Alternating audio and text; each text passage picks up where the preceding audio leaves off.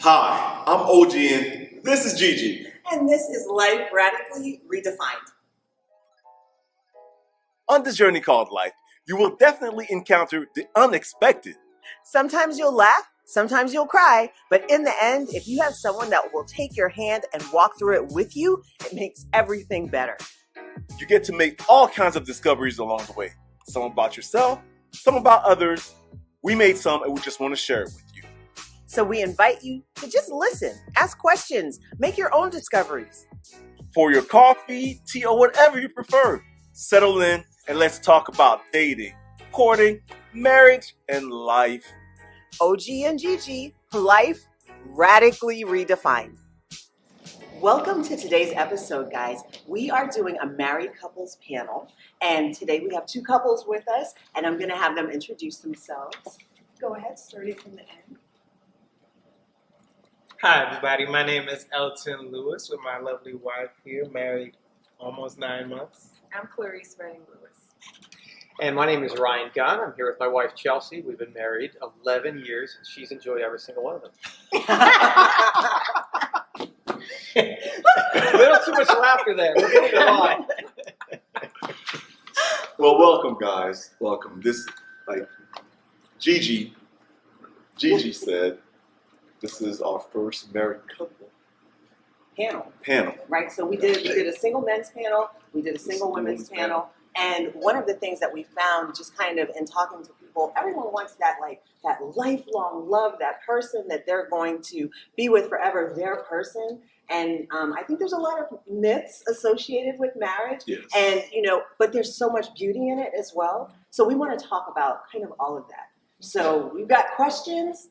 Yes. So I want to start by saying that when we met, I had to get into what Galatians 5 to really understand what love is. Mm-hmm. So that was my experience, right? And with then Gigi. I know. And then for me, it was like I didn't want to get married, but at the same time, I was a friend of mine invited me to a class to prepare you to be a wife.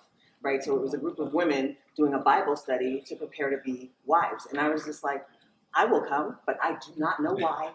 And it was the craziest thing because I hadn't met him yet, and I hadn't met anyone that I wanted to marry. Right, so but it was amazing, and there was a lot of God in that, yes. Because I needed to be prepared in certain ways for certain things, So, all right, so I'm going to start with Chelsea and Ryan.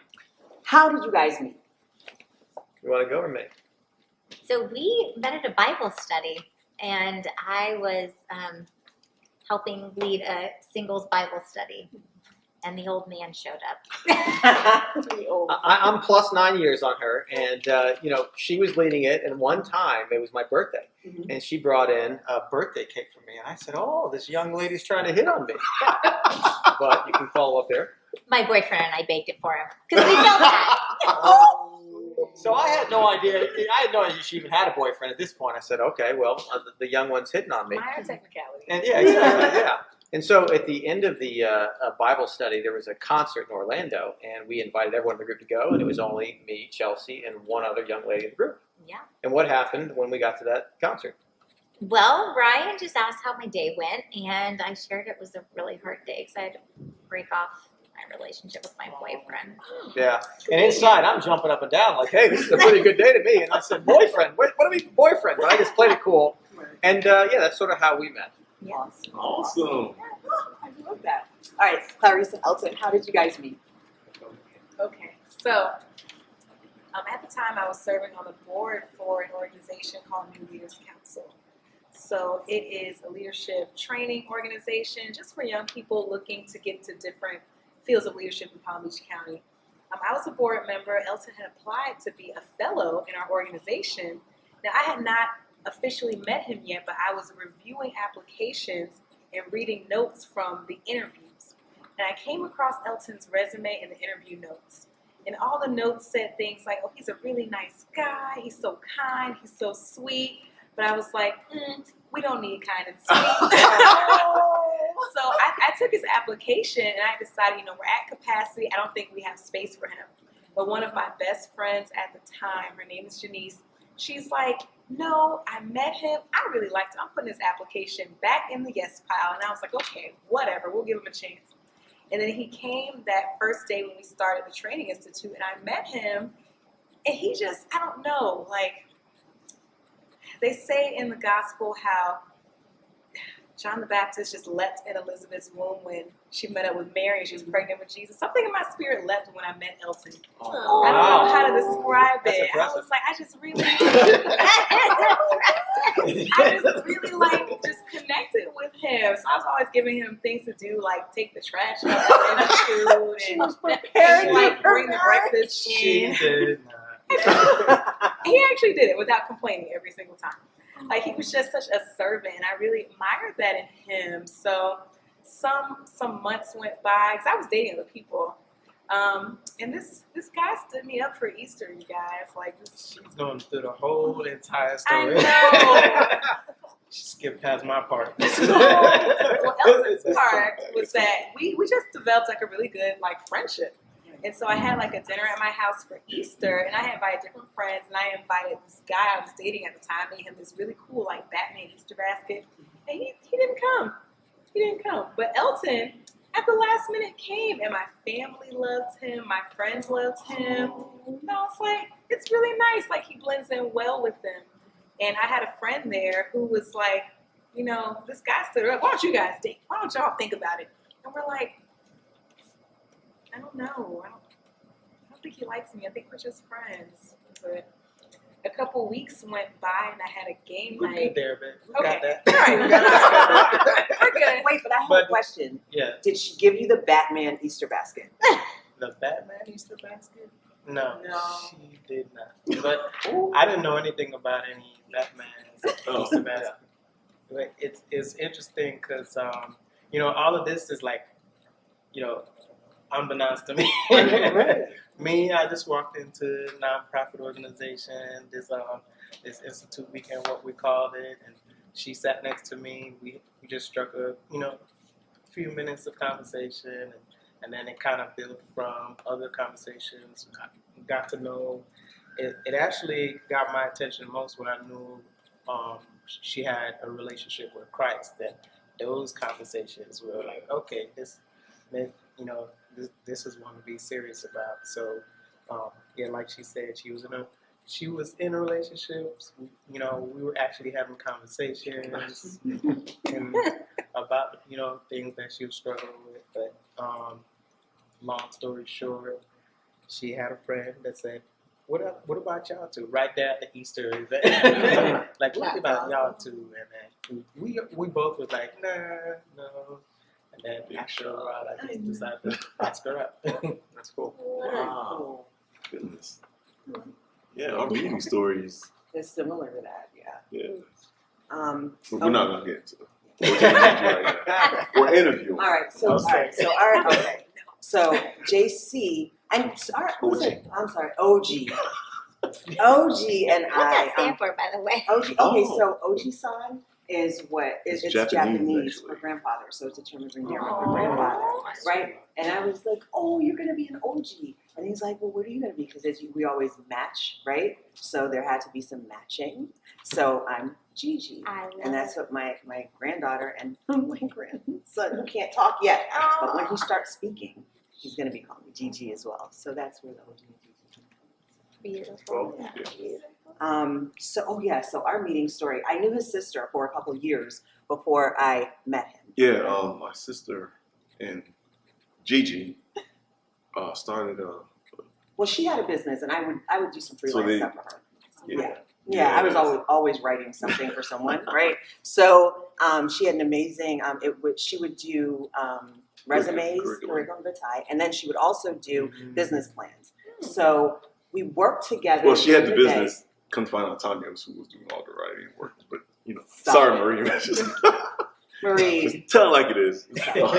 So we were working on this several projects over the 2-year period, and like I got to know her, I got to know her family, and I'm at their house, and JC is living in Tennessee at the time, or Georgia. He wasn't here, but there's a picture of a guy on the wall in a military uniform, right? And I thought it was like someone who was in the military. You know how they take the pictures, and because this guy had a mustache. Well, It come to was- find out, it was him at like 13. No, it was JROTC. It was It was not Right. 13. Thank you. Whatever. So then, but I looked at the picture. I was like, oh my gosh, he's so handsome. But I was like, oh, but that wouldn't work because his family, everyone is like, they're no taller than 5'2". So I just figured he was just a cute little squish. So then he moved back to Florida, and Marie said, hey, listen, my brother's moving back. He's going to need a job. And I was a manager for a call center at, ADT is what it is now. And she was like, are you guys hiring? I was like, absolutely. Have him send his resume. So I show up for to do the interview, and he's sitting I'm down. sorry. Gigi, we're going to tell the whole story. Not the whole story, just I want to hear it all. right. I know, right? But like, we have limited time, and we could probably talk for 3 hours. So, I walk in, and he's sitting in the chairs were so tiny. So he's in this little chair, and he had shoulders like this wide, right? And he's got his little briefcase. He was so cute. Oh my gosh.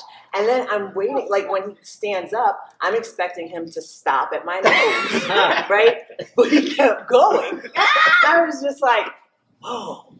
I mean, it was an amazing interview. It lasted for like 2 hours because we were just talking and laughing.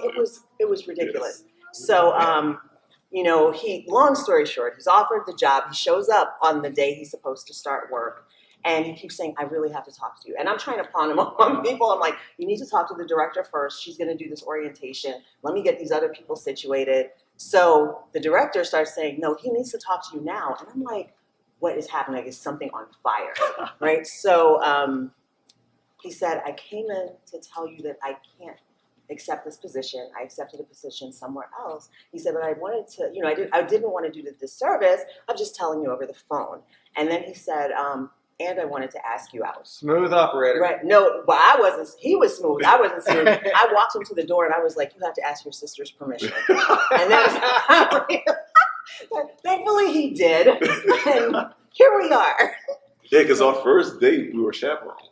My By his sister. sister. Oh, I Oh, love Oh, wait. that. And nothing was, we saw the Passion of the Christ, you guys. Yeah. So at the end, there was no like, this was really great. Let's do it again. There was just like, I think we shook hands we and that was shook it. it. I mean, it's awkward, like, Yeah. okay. Everybody It was crying in the Everyone theater. was crying, It was So he'd already seen my ugly cry. I knew it was going to be, we were going to be all right if we moved forward. All right. So, all right, you've been married 9 months, you guys. Oh, look, there's a beautiful. And then they have new marriage. Yeah. So they've been married 9 months. You guys, like us, have been married 11 years. Yep. Right? Okay. How did you know, Ryan, how did you know she was the one? All right, so basically I prayed about it. I had, was at a point where I thought, because, I was sort of mid-30s and I wasn't really sure. I went to a smaller church and I wasn't sure if I was getting married at that point. And I said to the Lord, I said, I want to get married, but if I'm not going to get married, then that's cool. I just want to, be where you want me to be in life. And then all of a sudden the cake was baked for me that I thought was baked for me, but it really wasn't baked for me. So I started getting the signals crossed. I'm like, well, maybe something's going on here. So I prayed to the Lord. I said, Lord, if this pretty young lady who's 9 years younger than me really wants to date the old man, then, if that's your will, I'm down with it. So that's how I was. I prayed to God. And the next day, when I woke up, there was no doubt in my mind that this is the woman that I was supposed to marry. And so it was a confirmation that was very, very powerful.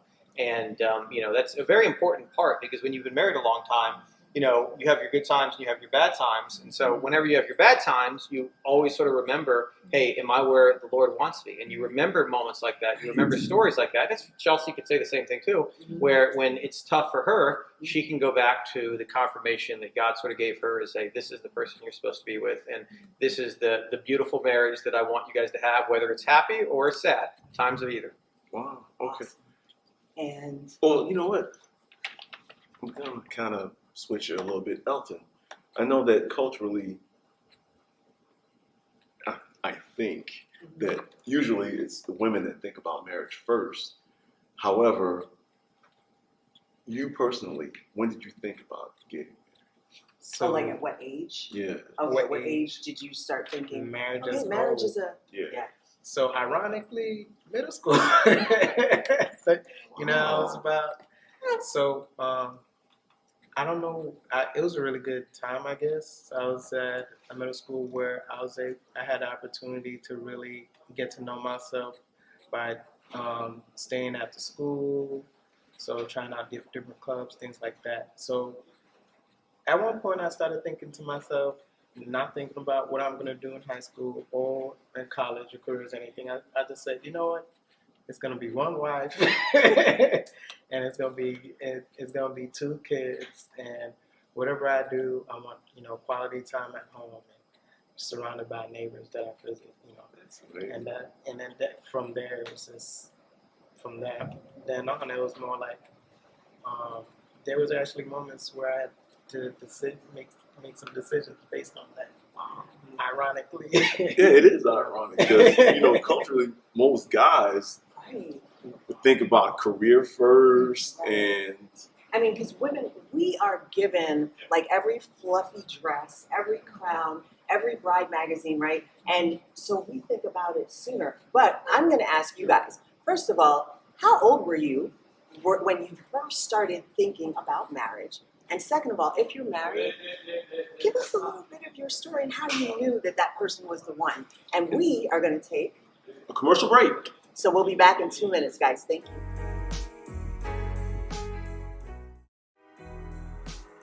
Thanks for tuning in to OJ and Gigi. Be sure to visit our website, ojandgigi.com, and place your order for our Date or Dare cards. You want a long-term relationship, but is that true for the person you're dating? Ask those deep questions and dig way beneath the surface to uncover who you are sitting across from. And we wouldn't be us if there wasn't an element of fun in this deck. So, Date or Dare. Comment, like, and subscribe to remain connected. Hey, G's! Thanks for tuning in into OJ and Gigi. Be sure to visit our website, ojandgigi.com, and create your account to access your free vetting checklist. If you are in a relationship currently, the checklist may affirm that your relationship is on the right track. That's right. And may also spark some conversation to get you where you want to be. So comment, like, and subscribe to remain connected. So you're single, but are you sure you're ready to mingle? We have just what you need to answer that question. Our dating readiness assessment is on sale for $10 on our website, and it's available for immediate download. You owe it to your current self and your future self to take a deep dive into who you are, who you want to be, and who you want to spend the rest of your life with. So visit www.ogandgg.com and click shop to get your copy. The new year is just around the corner, but we are not setting any New Year's resolutions. That's right, OG. We are anti-New Year's resolution. Instead, we are all about designing your own amazing life, starting whenever you want. And that's right. For a limited time, our goal-setting workbook is available for a free download at ojandgg.com. So instead of setting a New Year's resolution, we invite you to make it your goal to radically redefine your life. As we always say, be blessed and be a blessing. Welcome back from commercial break, guys. Again, this is our couple panel interview. And we left off with Elton telling us that he started thinking about marriage in middle school. middle school. Right? I think that is amazing Yes. because I've not heard very many men that are married. No one that I know personally. He's a unicorn. Clarice, you have a unicorn. Right. So, all right. So, Chelsea, when did you start thinking about marriage? Oh, I was engaged before Ryan. So I really did not start thinking about engagement until right before we got married when I was engaged. How many years before me? About a year. Okay. So yeah. See, she's very popular. A lot of people want to get engaged and marry Chelsea. I love Ryan's like, I win. Maybe it was a little more than a year. But so I just started thinking about engagement, marriage, really right after, college and right before we got married. Mhm. And I was probably in my 30s when I started thinking marriage. I got saved at 29. So before I got saved and I didn't know the Lord, then I wasn't even on the radar. Right. Yeah. Right? Yeah. He had a harem. Lord. How old were you when marriage was first on the radar? Like, I want to be with someone forever and have a big wedding and all that. You know what's funny? So Elton and I are actually opposite. I grew up very like career focused. I want to have a career and like an apartment like Carrie Bradshaw in Sex and the City, and that's what I want to wear power suits every day. That was my thing. So it was probably my early 20s. Mhm. I think it was right after my mom passed away that I started thinking, oh my gosh, like if I don't start a family, I'm going to be by myself. And that's when marriage became this thought, but it definitely wasn't God's view of marriage. It was definitely this man-made idol that I had created. And so I'm really glad that God spent some time kind of just really shaping that. Right. So Elton came at just the right time. And then I think one of the first things he told me is that he started thinking about really young. He even framed his career around having a family. And I thought, wow, that's really, really cool. Right. I had not thought about that.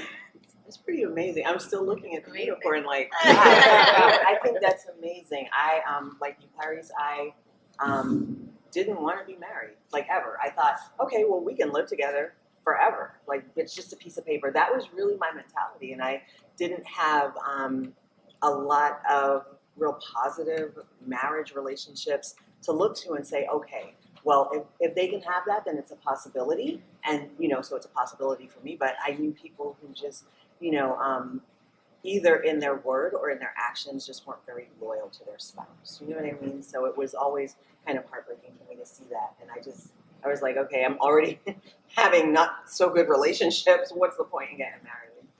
How about you, Pops? Well, I was married before you, and so I'm a divorcee. So it was, what my sister calls it, Your celebrity celebrity marriage. So 3 months? I think it was married for 3 months. It didn't work out. We don't need to get into the details. Maybe one day I'll talk about it. Maybe. But yeah, so when we got together, when we decided that we wanted to get married, when it was the M word, I was like, okay, so how are we going to do this? Because we want it to last a lifetime, but how do you do that, right? So we kind of planned that if this is going to be the M word, Mm-hmm.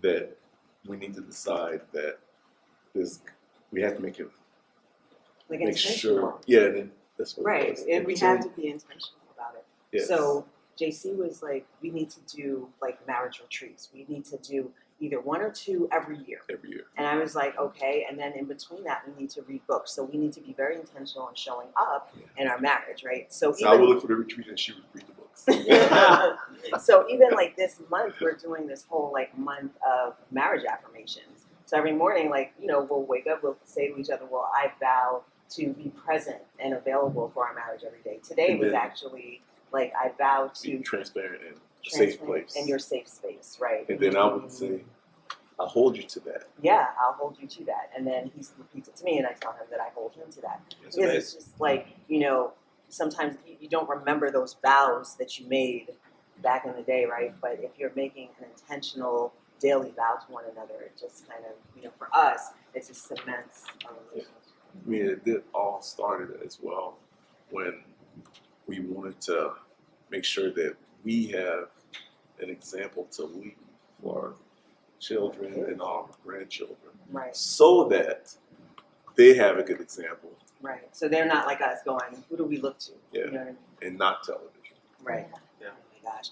Yeah, a good friend of mine told me that she looks to love and hip hop. So we had to change. We had to change that whole idea about like what relationships are and how we value ourselves and how we show up and what's acceptable. You know, I think some of that has changed over time, and we need to get back to a space Right. where Talking about change, Mhm.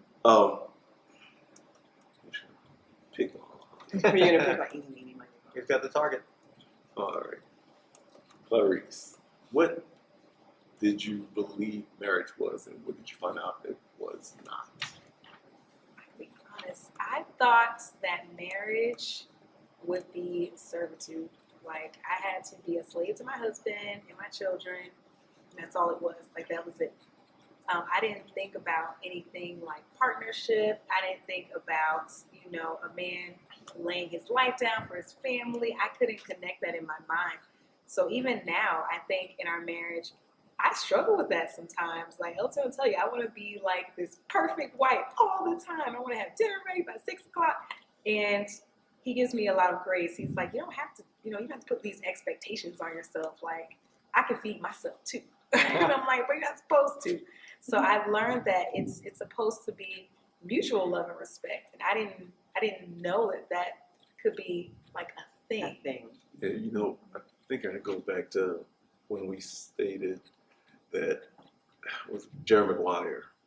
Yeah, that you complete me. Yeah. Yeah. You have, you know, you're completing yourself when you get with a complete person, and then That's he's like, no, I can find the fridge, right? You don't have to do that for me all the time. Although, I mean, I'm kind of the same way. Like I want to, you know, I want to cook, I want to do those things, and he allows me to do that.